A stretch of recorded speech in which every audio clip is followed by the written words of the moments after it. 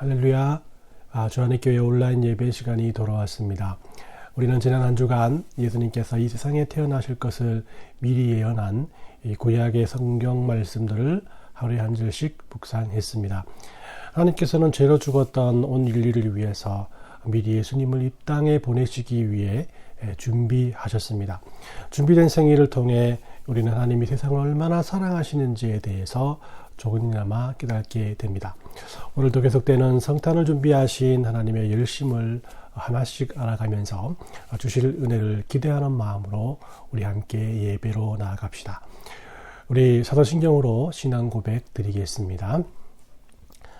전능하사 천지를 만드신 하나님 아버지를 내가 믿사오며 그 외아들 우리 주 예수 그리스도를 믿사오니 이는 성령으로 잉태하사 동정녀 마리아에게 나시고 본디오 빌라도에게 고난을 받으사 십자가에 못 박혀 죽으시고 장사한 지 사흘 만에 죽은 자 가운데서 다시 살아나시며 하늘에 오르사 전능하신 하나님 편에 앉아 계시다가 저리로서 산자와 죽은 자를 심판하러 오시리라.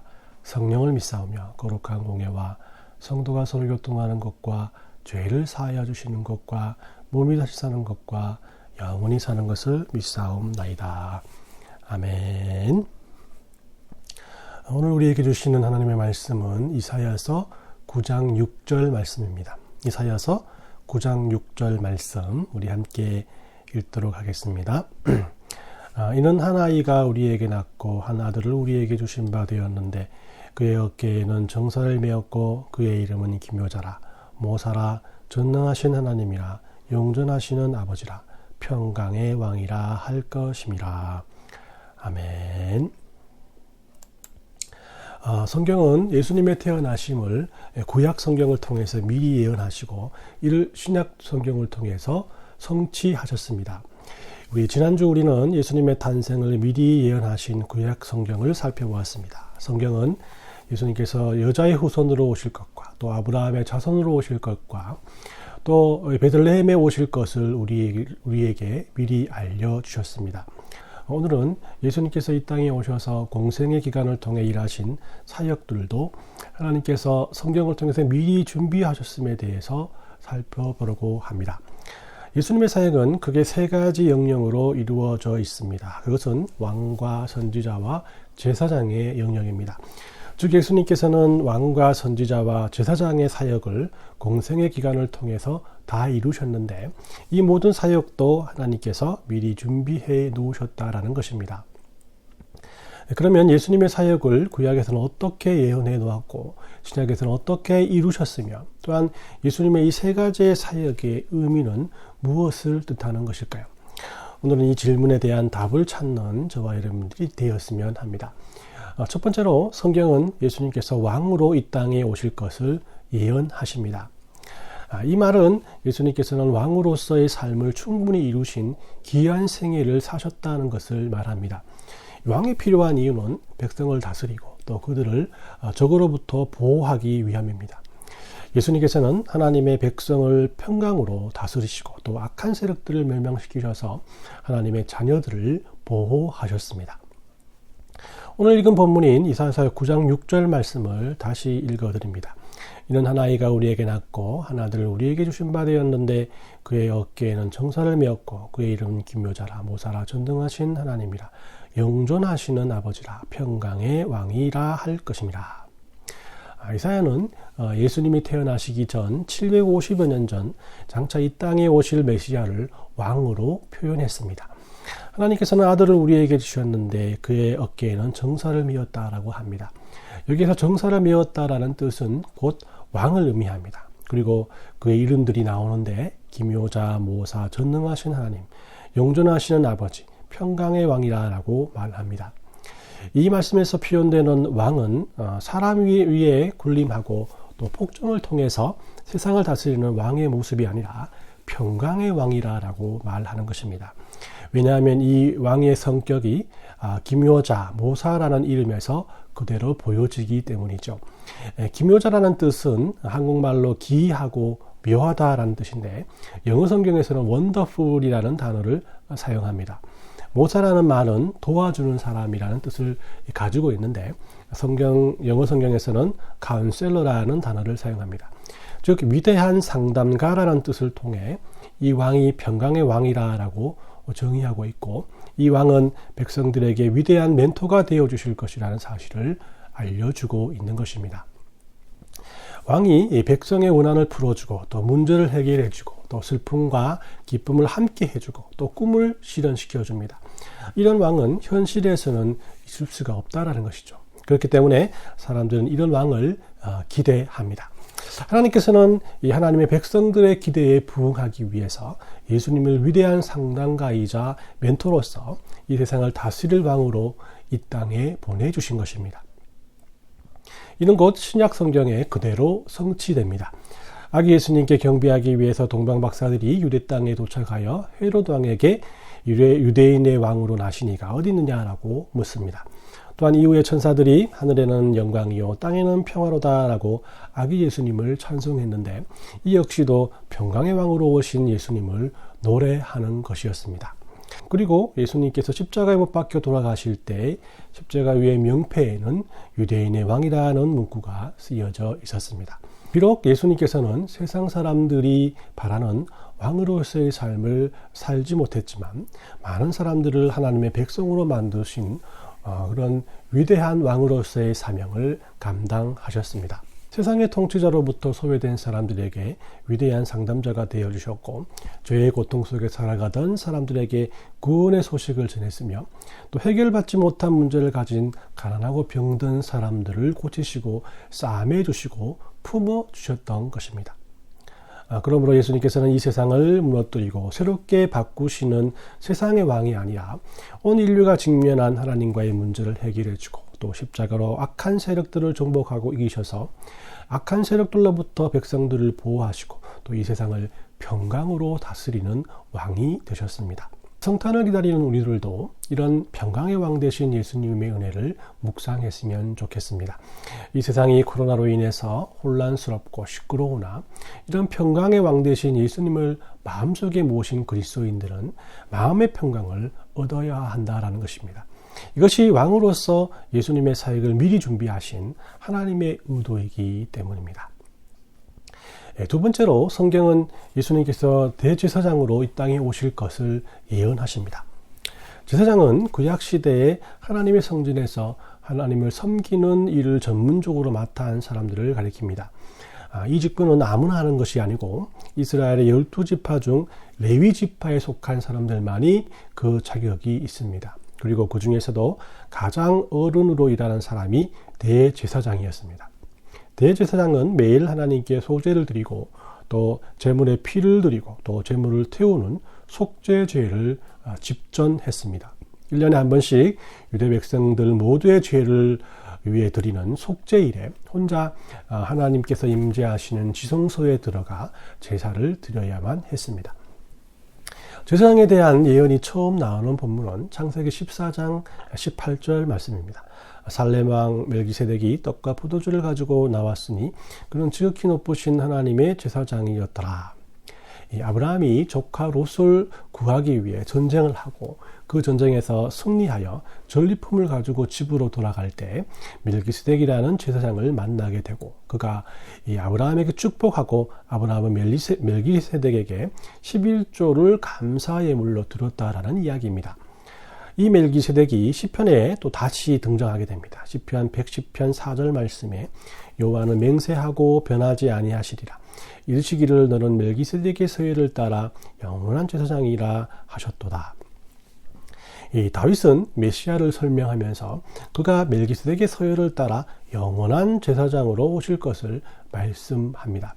여기서 서열이란 것은 순서를 뜻하는데, 원래 대제사장은 레위 지파에 속한 많은 가문들을 24개 가문으로 나누고 한 가문씩 돌아가면서 대제사장의 역할을 감당하는 규칙을 만들었습니다. 이 말은 멜기세덱이 레위의 24서열에 속하지 않는 유일한 제사장이 되었고, 장차 오실 메시아도 레위 사람이 아니라는 것을 말하는 것입니다. 바울은 히브리서에서 이에 대해서 또한 자세히 설명하고 있습니다. 히브리서 6장 20절 말씀에 그리로 앞서 가신 예수께서 멜기세덱의 반차를 따라 영원한 대제사장이 되어 우리를 위하여 들어가셨느니라. 바울은 예수님을 레위 지파 서열을 따라 대제사장이 되는 기존의 제사장직을 통해서 제사장이 되지 않고 멜기세덱 서열을 따르는 제사장이 되었다라고 말합니다. 레위 지파의 제사장은 24서열을 따라서 반드시 바꾸어야 하는 그런 제사장 직분이었습니다. 왜냐하면 레위 지파 출신의 제사장들은 자신의 죄와 백성들의 죄를 완전히 해결하지 못하기 때문에 매일 매년 또한 짐승을 죽이고 또 하나님 앞에 회개해야 하기 때문입니다. 하지만 예수님께서는 친히 자신이 제물이 되어 주셔서 십자가에 죽으심으로 모든 죄를 해결하시고 영원한 제사장으로 남으셔서 우리들의 모든 죄 역시 해결해 주신다라는 것입니다. 그래서 바울은 레위지파 대제사장들을 율법으로 보고 멜기세덱을 따르는 예수님을 율법을 완성시킨 복음으로 보았습니다.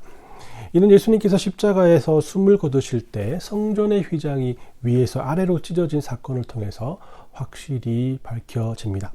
하나님이 계신 지성소에 대제사장들만 들어갈 수 있었습니다. 그러나 예수님을 통해 휘장이 찢어지면서 모든 사람들이 들어가 하나님을 만나 배울 수 있게 되었고 하나님께 직접 예배 드릴 수 있게 되었음을 보여줍니다. 왜냐하면 그 지성소에는 영원한 대제사장 되시는 예수님께서 함께 계시기 때문입니다. 히브리서 10장 10절에서 14절까지 말씀에 이 뜻을 따라 예수 그리스도의 몸을 단번에 드리심으로 말미암아 우리가 거룩함을 얻었노라. 제사장마다 매일 서서 섬기며 자주 같은 제사를 드리되 이 제사는 언제나 죄를 없게 하지 못하거니와 오직 그리스도는 죄를 위하여 한 영원한 제사를 드리시고 또 하나님 우편에 앉으사 그 후에 자기 원수들을 자기 발등상이 되게 하실 때까지 기다리시다니 그가 거룩하게 된 자들을 한 번의 제사로 영원히 온전하게 하셨느니라. 그렇기 때문에 우리들은 하나님 앞에 문제를 가지고 가서 기도할 수 있습니다. 은혜를 사모하는 마음으로 예배 드릴 수 있습니다. 그리고 기도와 예배를 통해서 하나님의 음성을 들을 수 있습니다. 이 모든 것이 다 제사장들이 할 수 있었던 일들이었습니다. 하지만 예수님께서 이 땅에 대제사장의 사역을 감당하셨기에 우리들은 이런 은혜를 그냥 누릴 수 있게 된 것입니다. 성탄을 기다리는 모든 그리스도인들은 이런 예수님의 제사장적 사역을 하나님께서 미리 준비하셨고 또 이를 통해 하나님께서 우리를 얼마나 사랑하시고 은혜 주시기 원하시는 분이심을 깨달아야 합니다. 세 번째로 성경은 예수님께서 선지자로 이 땅에 오실 것을 예언하십니다. 이 선지자는 하나님께 받은 메시지를 하나님의 백성들에게 전달하는 사람이었습니다. 선지자들은 하나님이 보내신 사람이었기 때문에 백성들에게 예언하고 또 경고하고 또 훈계하고 책망하면서 그들을 하나님의 말씀으로 가르치고 그 말씀을 깨닫게 하기 위해서 다양한 방법으로 하나님의 메시지를 백성들에게 전했습니다. 예수님께서 이 땅에 선지자의 사역을 감당하실 것을 처음으로 예언하신 구약은 신명기입니다. 신명기 18장 15절 말씀에 내 하나님 여호와께서 너희 가운데 내 형제 중에서 너를 위하여 나와 같은 선지자 하나를 일으키시리니 너희는 그의 말을 들을지어다. 이 말씀을 베드로가 솔로몬 행각에서 설교할 때 그대로 인용합니다. 사도행전 3장 22에서 24절까지 말씀에 모세가 말하되 주 하나님이 너희를 위하여 너희 백성 가운데서 나 같은 선지자 하나를 세울 것이니 너희가 무엇이든지 그 모든 말을 들을 것이라. 누구든지 그 선지자의 말을 듣지 아니하는 자는 백성 중에서 멸망을 받으리라 하였고 또한 사무엘부터 이어 말한 모든 선지자도 이때를 가리켜 말하였느니라. 이 베드로는 구약에서 장차 오실 선지자에 대한 예언은 모두 예수님을 가리킨다라고 말합니다. 이 주장을 베드로는 더 자세히 설명을 해주고 있는데 베드로전서 1장 11절 말씀에 자기 속에 계신 그리스도의 영이 그 받으실 고난과 후에 받으실 영광을 미리 증언하여 누구를 또는 어떠한 때를 지시하는지 상고하니라. 이 말은 선지자들에게 주어진 모든 지식과 모든 빛과 또한 교훈 그리고 모든 능력은 바로 예수님께로부터 왔다라는 말입니다. 즉 모든 선지자들이 예언할 때 예수님께서 하나님 옆에 앉아 계시면서 선지자들에게 말씀을 주어 또 선지자들을 미리 가르쳐 주셨다라고 말하고 있는데 이는 역시 선지자 중에 가장 큰 선지자가 예수님이라는 것을 말해주는 것입니다. 이 구약의 예언처럼 예수님께서는 공생의 기간을 통해 이 세상의 선지자로서의 삶을 사셨습니다. 예수님께서는 산상수훈을 통해서 하나님께서 원하시는 삶에 대해서 많은 사람들에게 가르쳐 주었고 율법을 해석해 주었으며 하나님의 사랑과 은혜로우신 계획과 또한 하나님의 나라에 대해서 가르쳐 주었습니다. 이것이 중요한 이유는 우리의 구원은 우리 주님이 주신 이런 지식을 받아들이고 믿는 데 있기 때문입니다. 요한복음 3장 19절 말씀에 그 정죄는 이것이니 곧 빛이 세상에 왔을 때 사람들이 자기 행위가 악함으로 빛보다 어둠을 더 사랑한 것이니라. 예수님께서는 빛으로 이 땅에 오셨기에 사람들은 자신이 구원받아야 할 죄인임을 빛을 통해서 깨달을 수밖에 없다라는 것입니다. 그리고 요한복음 15장 22절에 내가 와서 그들에게 말하지 않았더라면 죄가 없었으려니와 지금은 그 죄를 핑계할 수 없느니라 라고 말씀하시면서 예수님께서 이미 말씀을 가르치셨기 때문에 그 어느 누구도 핑계할 수 없다라고 말씀합니다. 예수님께서는 나는 하나님에 대한 지식과 말씀을 가지고 왔다. 전에는 사람들이 이것을 알지 못하였기에 어둠 가운데 있었지만 이제는 더 이상 자신의 죄에 대해서 핑계할 수 없다라고 말씀하시는 것입니다. 선지자로 이 땅에 오신 예수님께서는 오직 자신만이 우리를 하나님께로 인도할 수 있으며 우리가 바라는 하나님에 대한 지식을 주실 수 있다라고 말씀하십니다. 하나님께서 우리에게 아무리 말씀하셔도 우리가 그 말씀을 들을 수 없고 이해할 수 없다면 무슨 소용이겠습니까? 마치 영어를 쓰는 사람이 우리에게 위험을 경고할지라도 영어를 알아들 수 없으면 그것을 피하지 못하는 것처럼 우리가 말씀에 무지하여 하나님의 뜻을 행하지 못하는 일이 없도록 예수님께서는 선지자처럼 말씀을 가르쳐서 성경을 완성하셨다라는 것입니다. 성경을 통해 우리들을 가르치신 예수님의 말씀을 잘 깨닫지 못한다면 우리는 성탄의 참된 의미보다 세상 사람들이 말하는 성탄의 의미에 더 귀를 기울일 수밖에 없습니다. 그러므로 우리들은 예수님께서 우리들을 위하여 하나님의 말씀을 가르치시고 또 그 말씀을 깨닫게 하시고 또 그 말씀으로 살 수 있게 우리를 보호해 주시는 우리들의 선지자이심을 잊지 말아야 합니다. 이 말씀을 정리합니다. 오늘 우리는 예수님의 세 가지 사역에 대해서 말씀을 나누었습니다. 예수님께서는 죄로부터 자유를 주시려고 제사장으로 이 땅에 오셨습니다. 또 율법을 완성시키시고 또한 복음을 우리에게 알려주시려고 선지자로 이 땅에 오셨습니다. 또한 세상의 권세 잡은 악한 세력들을 이기시고 평강의 왕으로 우리를 통치하기 위해서 왕으로 이 땅에 오셨습니다. 이보다 더 중요한 것은 이 모든 예수님의 사역은 하나님께서 미리 준비하신 준비된 사역이었다라는 것입니다. 이제 2주 남은 성탄절을 세상의 시선으로 단지 연말을 위한 홀리데이로 볼 것인가, 또 성경적인 시선으로 예수님의 거룩한 탄생을 준비하고 축하하는 날로 볼 것인가 하는 우리들의 지혜로운 판단에 의해서 이해될 수 있습니다. 아는 것만큼 보이고 아는 것만큼 가르쳐 줄 수 있습니다. 우리가 예수님께서 이 땅에 오신 것이 하나님에 의해 준비되었고 이 땅에 오신 예수님의 사역 역시 하나님에 의해 미리 준비되었음을 안다면 아는 만큼 성탄의 의미가 소중하게 보일 것입니다. 이번 한 주간은 세상의 왕으로 또 제사장으로 선지자로 오신 예수님에 대해서 생각하고 이것이 우리들에게 주는 참된 의미가 무엇인지를 묵상하는 귀한 믿음의 성도들이 되시길 예수님의 이름으로 축원합니다. 우리 함께 기도하겠습니다. 하나님, 오늘 성탄의 의미에 대해서 살펴보면서 예수님께서 이 땅에서 왕과 제사장과 선지자의 사역을 감당하셨고 이 모든 것 역시 하나님께서 미리 준비하셨다는 사실을 다시금 알게 하시니 감사합니다. 예수님께서 이 땅에 오셨기에 악한 세력들이 예수님 앞에 무릎을 꿇게 되었고 예수님께서 이 땅에 오셨기에 우리가 죄 사함을 받고 하나님 앞에 나아가 예배할 수 있게 되고 또 기도할 수 있게 되었으며 예수님께서 이 땅에 오셨기에 하나님의 나라와 또 그의 의와 하나님께서 우리에게 하신 말씀들을 새롭게 깨닫게 되었음을 고백하오니 말하옵기는 이 모든 것을 미리 계획하시고 예정하시며 준비하신 하나님께 모든 것을 의지하며 살아갈 수 있는 큰 믿음을 우리에게 더딥혀 주시옵소서. 이런 은혜를 받은 믿음의 자녀들이 마음으로 믿음으로 물질로 하나님 앞에 감사의 예물을 올려드립니다. 연말이라 몸도 마음도 바쁜 지체들이지만 어려운 상황 속에서도 하나님께 감사의 제목을 찾고 또 잊지 않았사오니 하나님 이들의 마음과 피곤한 몸을 감싸 안아주시고 또 지친 심령을 친히 어루만져 주셔서 비록 시끄럽고 온탁한 세상에 살지만 하나님의 세밀한 음성을 들을 수 있게 하셔서 세상에 줄 수 없는 하나님의 평강이 넘쳐날 수 있도록 은혜 내리워 주시옵소서. 이번 한 주간 다시금 성탄의 의미를 생각하며 지내길 원합니다. 사랑하는 자녀들의 태어남을 위해 모든 것을 미리 준비하는 부모처럼 예수님의 태어나심을 위해 미리 모든 것을 준비하시는 하나님의 열심을 생각하게 하셔서 이전 성탄보다 더 하나님의 사랑과 은혜가 넘쳐나게 하시고 이 은혜가 모든 성도들의 가정과 자녀들에게도 넘쳐나고 이어질 수 있도록 축복해 주시옵소서. 걸어가신 예수님의 이름으로 기도 올리옵나이다. 아멘.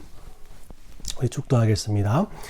지금은 우리 주 예수 그리스도의 은혜와 하나님 아버지의 사랑하심과 성령의 교통하심이 성탄을 통해 예수님의 사역을 미리 준비하신 하나님에 대해서 더욱 알기를 원하는 믿음의 성도들 머리 위에와 또 가정과 직장 가운데 또 주안의 교회를 위해서 기도와 물질과 마음으로 섬기는 모든 믿음의 지체들 머리 위에 지금으로부터 영원까지 함께 있을지어다.